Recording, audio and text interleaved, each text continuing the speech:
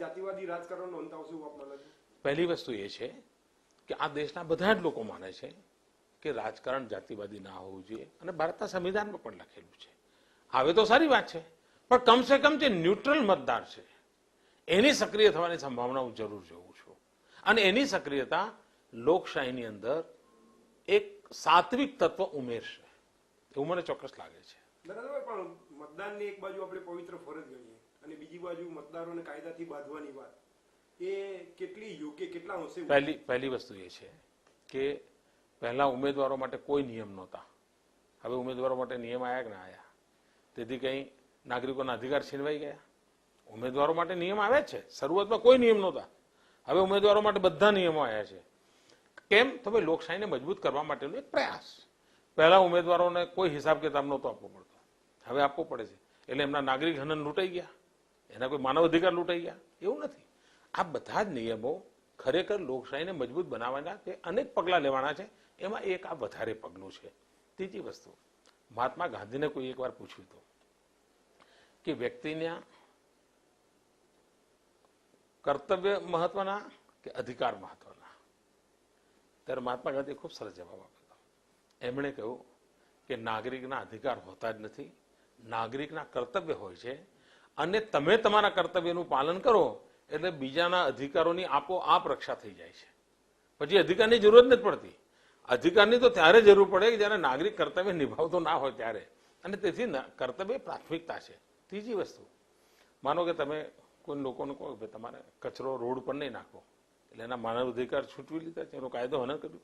તમે કોઈક બાળકને ભણવા મોકલવો જ પડે, બાળકને ભણવા એટલે પછી શું એના માનવ અધિકાર, એનું બચપણ લૂંટાઈ લેવાનું છે? સમાજમાં રેગ્યુલેટરી વ્યવસ્થાઓ જરૂરી હોય છે, એના ભાગરૂપે હોય છે. તમે એમ કહો કે ભાઈ મને મારો નાગરિક અધિકાર છે, હવે હું ડાબી બાજુ સ્કૂટર નહીં ચલાવું, તમે મને જમણી બાજુ સ્કૂટર ચલાવો તો રોકો છો, એનો અર્થ કે મારા નાગરિક અધિકાર લૂંટી લો છો. આવી કોઈ વ્યવસ્થા હોય છે? એવી વ્યવસ્થા નથી હોતી. ત્રીજી વસ્તુ, આમાં એક રેગ્યુલેટરી વ્યવસ્થા છે. સજા શબ્દ તો ભારે શબ્દ છે, આ એક રેગ્યુલેટરી વ્યવસ્થા છે. કેવી? દાખલા તરીકે આમ તો એના રૂલ્સ બનશે, બધા પક્ષોને વિશ્વાસમાં લઈને બનશે, પણ કેવું? દાખલા તરીકે કે ભાઈ તમે બંગલો બનાવો છો, તો સરકાર પૂછે કે ભાઈ ઉભા રહો, તમે ગયે ચૂંટણીમાં મતદાન કર્યું તો ચોપાની લાવો એટલે તમને બંગલો બનાવવાની પરમિશન મળશે. મોબાઈલ ફોન ખરીદવા જાઓ, સરકાર પૂછશે કે ભાઈ મોબાઈલ ફોન લેવો છે? ઓકે, તમે છેલ્લે મતદાન કર્યું તો પરચું બતાવો, તમે મોબાઈલ ફોન લઈ શકો છો.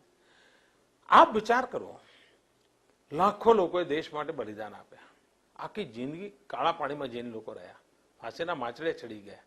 આપણે આઝાદ દેશમાં 5 વર્ષમાં એકવાર અડધો કલાક મત આપવા જવાનું, ઘેરથીને બટન દબાઈને પાછો આપવું, એમાં જુલમ જોઈએ તો એનાથી વધારે વિકૃત કઈ બાબત હોઈ શકે? પણ વિપક્ષના નેતાઓને ખાસ કરીને દંડાત્મક જે જોગવાઈઓ છે એની વિશે જ, કે સામાન્ય મતદારની કોઈ વ્યથા અથવા તો એની પોતાની મુશ્કેલી સમજ્યા વગર જો એને દંડ ફટકારવાના કારણે એક ભ્રષ્ટાચારને પણ પ્રોત્સાહન મળે. આમાં એવી જગ્યા જ નથી. આમાં તો એ મત ના આપે તો હું કયા કારણસર નહોતો આવી શક્યો એના માટે વ્યવસ્થા છે.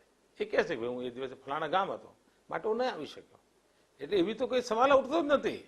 અને હું નથી માનતો કે જેમાં આવી સામાન્ય બાબતો હોય એમાં કોઈ ભ્રષ્ટાચારને અવકાશ મળે છે.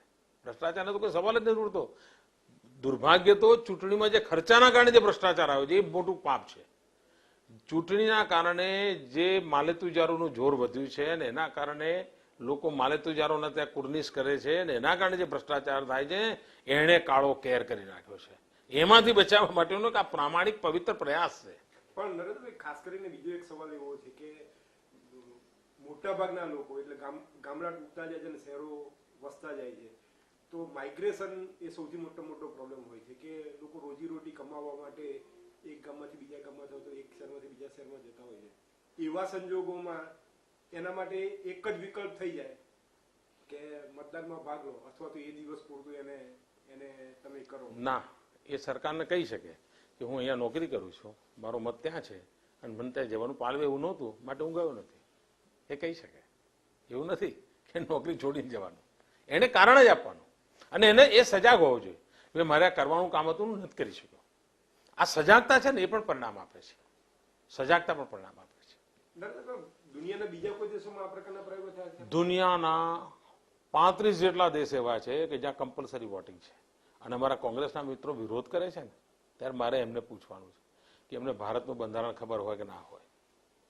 દુનિયાના બધા ઘણા દેશોમાં બધું ચાલે ખબર, પણ કમસે કમ એમને એટલી તો ખબર હોવી જોઈએ ને કે ઇટાલીમાં કમ્પલસરી મતદાન છે. ઇટલીનું તો એમને ખબર હોવી જોઈએ ને ભાઈ.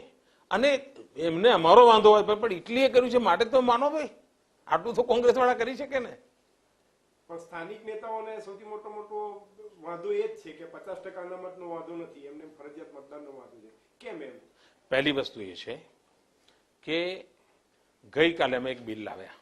આ બિલ અમારું એ હતું કે જે લઠ્ઠાકાંડ કરવાવાળા લોકો છે, લઠ્ઠો બનાવનારા લોકો છે, લઠ્ઠો વેચવાવાળા લોકો છે, એને ફાંસીની સજા થવી જોઈએ.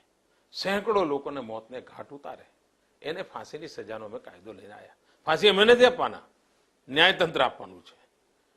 એટલે ભરોસો ન્યાયતંત્ર પર રાખવાનો હોય. મને આશ્ચર્ય થયું કે કોંગ્રેસના મિત્રોએ લઠ્ઠાવાળાઓને ફાંસી આપવાનો કાયદાનો વિરોધ કર્યો. અને બીજી બાજુ દિલ્હીમાં કોંગ્રેસની સરકાર એવું જ બિલ લઠ્ઠાવાળાઓ માટે લાવવા માટે, ફાંસીનું જ બિલ લાવવા માટે ત્યાં આગળ કાયદો કરે છે. એટલે કોંગ્રેસના મિત્રોને આમાં સમજણ પડે છે કે ભાઈ આમાં નકરું રાજકારણ છે. નકરું રાજકારણ હોય એમાંથી સમાજકારણ ના આવે.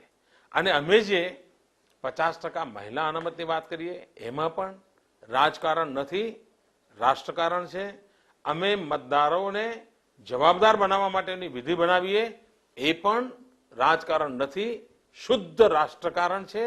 આ રાષ્ટ્રની લોકશાહી મજબૂત બને એના માટેનો પણ પ્રયાસ. તો નરેન્દ્રભાઈ, આ મતદારોને જાગૃત કરવા માટેની અત્યાર સુધી અનેક વખત કવાયત થઈ છે સરકારો દ્વારા, ઇલેક્શન કમિશન દ્વારા, તો એ કેમ એમાં સફળતા નથી મળતી? અને આ વિધાયક થકી સફળતા મળશે કેમ, તમને એવું આશા છે? આમાં તો નિયમ આવે છે ને, આમાં નિયમ આવે છે. નિયમ આવે એટલે તમારે ત્યાં આપણા દેશનો નાગરિક એવો છે કે એનો સ્વીકાર કરે. બાય એન્ડ લાર્જ નાગરિકો લો બાઇન્ડિંગ હોય છે અને એનું પાલન કરતા હોય છે.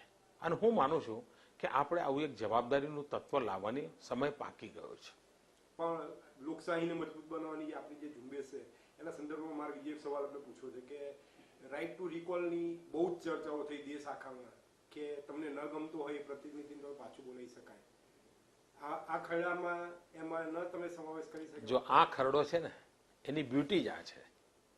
અત્યાર સુધી ખરેખર આપણે ત્યાં મતદાન જે હતું ને એમાં નાગરિકના અધિકારો સચવાતા નહોતા. એમાં આપણે ફરજિયાત એને કહેતા હતા કે આ 5 મૂર્તિઓ ઉભા છે, તારે ભાઈ આ 5માંથી એક પસંદ કરવાનો છે. એટલે મત આપવા જાય તેની મજબૂરી હતી, એને કમ્પેલ કરતા હતા કે આ 5માંથી તારે એક લેવાનો. આ એવો ખરડો છે કે જેમાં માનો કે 15 ઉમેદવાર ઉભા હોય, એને લાગે છે કે 15માંથી એક એને જોઈતો નથી. 5 પક્ષો ઉભા હોય, એને લાગે કે આ 5માંથી એક પક્ષ નથી જોઈતો અને એનો ગુસ્સો છે, એને વ્યક્ત કરવો છે. તો આમાં પહેલી વાર એને નેગેટિવ વોટ આપવાનો અવસર મળવાનો, નકારાત્મક વોટ આપવાનો અવસર મળવાનો છે. અને કહી શકશે વોટ આપીને કે આ બધા નકામા છે, મારે એકેય જોઈતો નથી, આ બધી પાર્ટીઓ નકામાઈ છે, મારે એકેય જોઈતી નથી. અને આ વોટથી બચવા માટે હિન્દુસ્તાનની પોલિટિકલ પાર્ટીઓને મજબૂર કરશે કે ભાઈ તમે ઉમેદવારો સારા લાવો, તમે નીતિઓ સારી લાવો, નહીં તો વોટ કોઈને મળવાના નથી. હું માનું છું પહેલી વાર દેશના રાજનીતિક પાર્ટીઓને, નેતાઓને, ઉમેદવારોને મતદાર દર્પણ બતાવે એવી આ ખરડામાં જોગવાઈ છે. તો આને કહેવાય કે રાઇટ ટુ રિકોલની દિશા તરફનું આ પ્રયાસ છે. પહેલી વસ્તુ એ છે કે આ જે આ ખરડો છે, આ ખરડો મતદારોને જોડવા માટેનો છે. લોકશાહીમાં મતદારને નકાર કરવા માટેનો પહેલી વાર એને ગુસ્સો વ્યક્ત કરવાનો અવસર મળ્યો છે.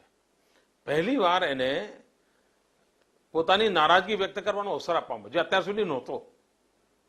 આ પહેલી વાર થઈ રહ્યું છે. તો પછી કોંગ્રેસને લોકશાહીને મજબૂત કરવાની જ વાત હોય તો કોંગ્રેસને કેમ એનો વિરોધ છે? જો કોંગ્રેસના મિત્રોને લઠ્ઠા કરનારને ફાંસી ન મળે, લઠ્ઠા કાવાળો બચે એમાં જો રસ હોય તો હું આમાં એમની ક્યાંથી અપેક્ષા રાખું. ઓકે નરેન્દ્રભાઈ, ઈટીવીને સમય આપવા બદલ થેન્ક યુ બેટા, ધન્યવાદ.